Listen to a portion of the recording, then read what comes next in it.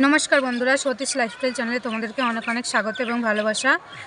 तो बंधुरा तोमरा किभाबे निजे पढ़ाशोना करे निजे बाड़ीते एका कारो साहाज्य छाड़ा कोनो कोचिंग छाड़ा पढ़ाशोना करे किभाबे कोनो सरकारी चाकरिर परीक्षाय पास करबे बा एसएससी जीडी पास करबे, तो सेई निये आजके आलोचना। तो आमी किभाबे निजे पढ़ाशोना करे कोनो कोचिंग छाड़ा कारो साहाज्य छाड़ा निजे पढ़ाशोना करे किभाबे एसएससी जीडी साथे डब्ल्यूबीपी पास करेছি, तो সেই নিয়েই তোমাদেরকে মানে জানাবো।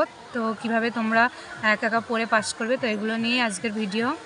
তো ভিডিওটা দেখতে থাকো, আশা করছি খুব ভালো লাগবে। আর ভিডিওটা ভালো লেগে থাকলে লাইক কমেন্ট শেয়ার করে দিও। তো বন্ধুরা এটাই বলবো, আমি গুছিয়ে কথা বলতে পারি না ঠিক করে, তবুও তোমরা মানিয়ে গুছিয়ে নিয়ে শোনার চেষ্টা করো। দেখো তোমাদের জীবনে অবশ্যই একটু না একটু হলেও সাহায্য হবে। তো ভাট না বকে চলো ভিডিওতে মানে আসল কথাতে আসা যাক। তো বন্ধুরা দেখো, এখন যেই যুগ চলছে, তো সেখানে সবার ক্ষেত্রে কোচিং করা মানে কোচিং করাটা তাদের সামর্থ্যের মধ্যে নেই।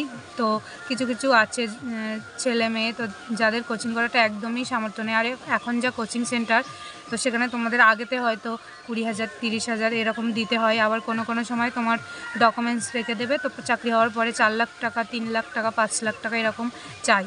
তো এইসব ঝামেলা ছাড়াই তোমরা কিভাবে সরকারি চাকরির পরীক্ষায় পাশ করবে, তো সেই সব নিয়েই অনেক চিন্তায় আছো যারা, তো তাদের জন্য বলবো চিন্তার কোনো কারণ নেই। তোমরা বাড়িতে বসেও সরকারি চাকরির জন্য পাশ করতে পারো। তো আমি করেছি, তো তোমরাও পারবে অবশ্যই। আর দেখো তোমরা কি করবে, দেখো সবার ফার্স্টে তোমরা কি করবে, যে এসএসসি জিডি মানে তোমরা যেই চাকরির পরীক্ষা দেবে, তো সে তার প্রিভিয়াস ইয়ার কোশ্চেনগুলো সলভ করবে।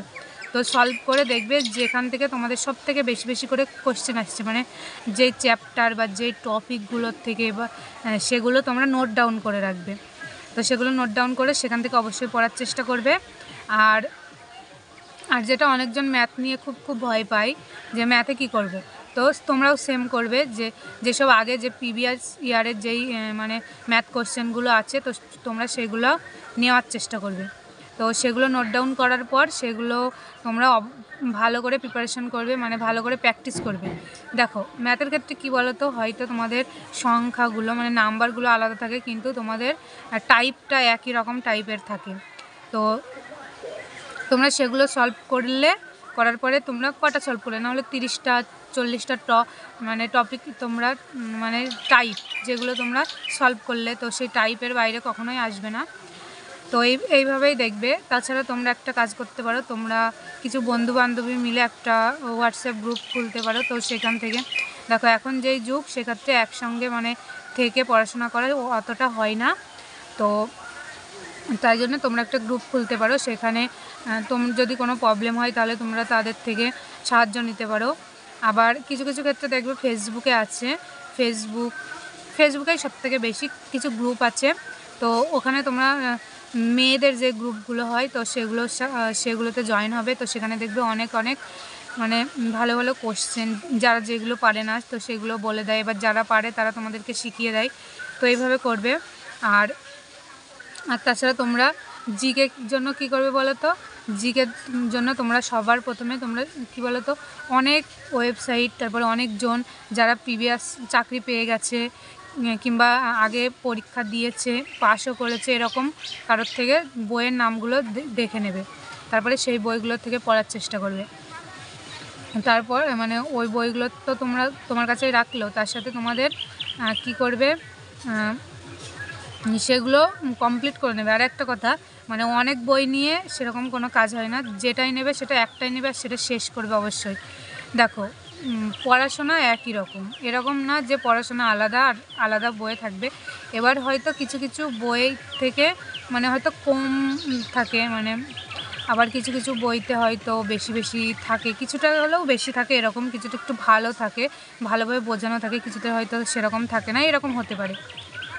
তো এগুলো তো করলেই, তো যেটা বললাম প্রিভিয়াস ইয়ারগুলো অবশ্যই আগে দেখবে, তার সাথে আরও কিছু রাখবে। আর হিন্দি আর হচ্ছে কিনা হিন্দি রিজনিং। তো দেখো রিজনিংগুলো খুবই সহজ, তোমরা ইউটিউব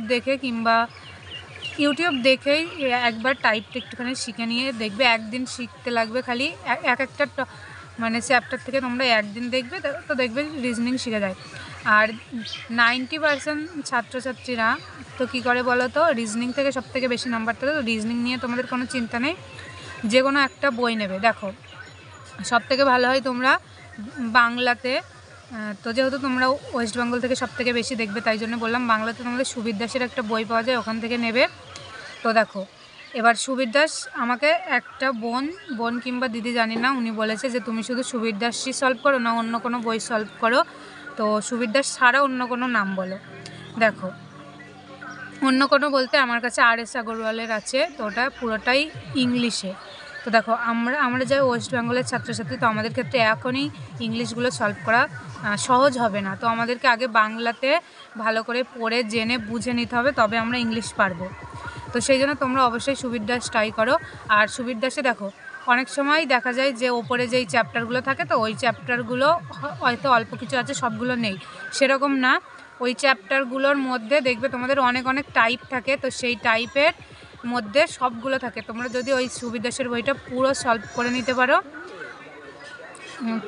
পুরো সলভ করে বলতে তোমাদের প্র্যাকটিস করতে হবে সেরকম। তো তোমরা যদি একটু দেখে রাখতে পারো সুবীর দাসটা, পুরো যে তোমাদের মুখস্থ ঠোঁটস্থ করে ফেলতে হবে এরকম না, তোমরা যদি একটু টাইপগুলো দেখে রাখো তাহলে অবশ্যই তোমরা 90% নাম্বার তুলতে পারবে, তারও বেশি হয়তো সুবীর দাস থেকে করলে। আর সুবীর দাসটা এতটাই ভালো লাগে, আমার ভালো লাগে তো বললাম, আর সবারই প্রায় পছন্দ। তোমরা WBCS প্রিলিমস অবধি পাস করে ফেলতে পারবে সুবীর দাস করে। এবার WBCS মেন্সের ক্ষেত্রে আলাদা, সে তোমাদের আরও বেশি প্রিপারেশান লাগবে। তো এটা দিয়ে এরকম না যে তোমরা WBCS দিতে চলে যাবে, সেরকম না। তো আর ম্যাথের জন্য দেখো, ম্যাথের জন্যও সুবীর দাস আমি বলতে পারি, কারণ সুবীর দাসে এত মানে টাইপ থাকে, তো সেই টাইপগুলো তোমরা ভালো করে প্র্যাকটিস যদি করো।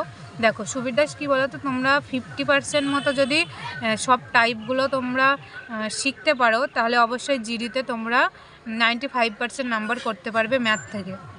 আর দেখো সুবীর দাসে যা যা আছে এর বাইরে অবশ্যই আসে না আমার দেখা। তো ম্যাথে আমি এমনিতেই দুর্বল, সুবীর দাস বলো আর যেই বলো, আমি সেরকম মানে এখনও শিখে উঠতে পারিনি, তো সেই জন্যে একটু দুর্বল। আর তার জন্য আমাকে কোচিং নিতে হচ্ছে এখন, কিন্তু আমি জিডির জন্য কোনো কোচিং নিচ্ছি না, জাস্ট আমি ম্যাথটা কিছুটা দেখিয়ে নিই যেগুলো আমি পারি না, তো সেগুলো।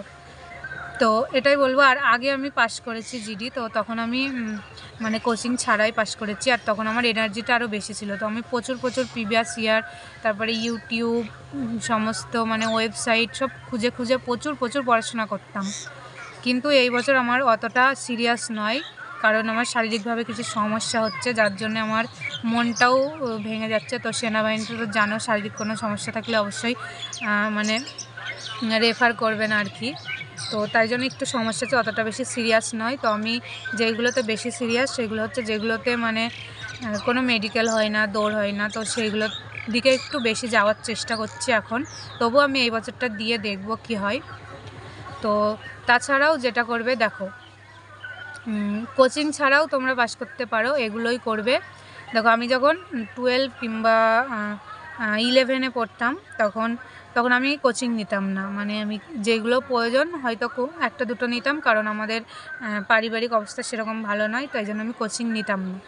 তো তখন আমি কি করতাম, তো আমার যেসব বন্ধুবান্ধবীরা কোচিং নিতে পারতো, তো তাদেরকে আমি কোনোদিন চাইতাম না যে আমাকে নোটস দিবি, এরকম না, কিন্তু তারা আগের থেকেই বলে দিত যে আমি পড়াশোনা করি, আমি নোটস দিতে পারবো না। আমি কোনোদিন বলতাম না যে দিত না, তো ঠিক আছে আমি কোচিংয়েও যেতাম না। এবার পাস তোমাকে করাই লাগবে, তো কী করতাম বলো তো, আমি সহায়িকা যে বইগুলো হয় তো ওগুলো নিতাম। আর তারপরে টেস্ট পেপার যখন বেরোতো ওগুলো পড়তাম, মিনিমাম পড়ার চেষ্টা করতাম। তারপরে যখন টেস্ট পেপার বেরোতো তো টেস্ট পেপারগুলো সলভ করতাম, প্রচুর সলভ করতাম। মানে একটা টেস্ট পেপারগুলো আমি বেশি নিতাম, মানে ধরো ABTS ছিল, তারপরে আরও যেগুলো ছিল, আমার কাছে 3টে টেস্ট পেপার ছিল, মাধ্যমিক উচ্চ মাধ্যমিক বলে সব কিছুতে। তো ওখান থেকে আমি টেস্ট পেপার সলভ করতে যেই কোশ্চেনগুলো আমি সব থেকে বেশি পেতাম সেইগুলো আমি নোট ডাউন করে রাখতাম, তো সেইগুলো পড়ে যেতাম আর গিয়ে দেখতাম অবশ্যই আছে। তো কোচিং ছাড়াও আমি অবশ্যই বেশি স্কোর করতে পারতাম তখন এইভাবেই, কিন্তু তারা কোচিং যেত অবশ্যই, কিন্তু কোচিং গিয়েও বলতো যে তুই কিভাবে পারিস, আমরা কোচিংয়ে এসেছি বলে আমরা জানি, কিন্তু তুই কিভাবে পারিস। তো আমি এরকমই করতাম। এর থেকে তোমরা কী শিক্ষা নেবে বলো তো?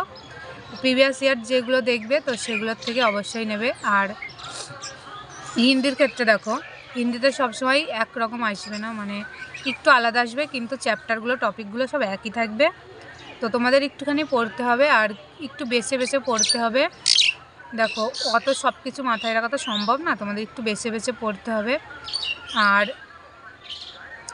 সেটা হচ্ছে তোমরা যেগুলো বেশি সব থেকে পড়বে, তো দেখবে যেগুলো সহজ মানে যেগুলো সহজ লাগছে তোমাদের, বাক্য তো সংজ্ঞা, সেগুলো একটু বেশি করে পড়লে তোমরা বাক্য, বিশেষ করে তোমাদের বর্ণগুলো আগে ভালো করে পড়বে।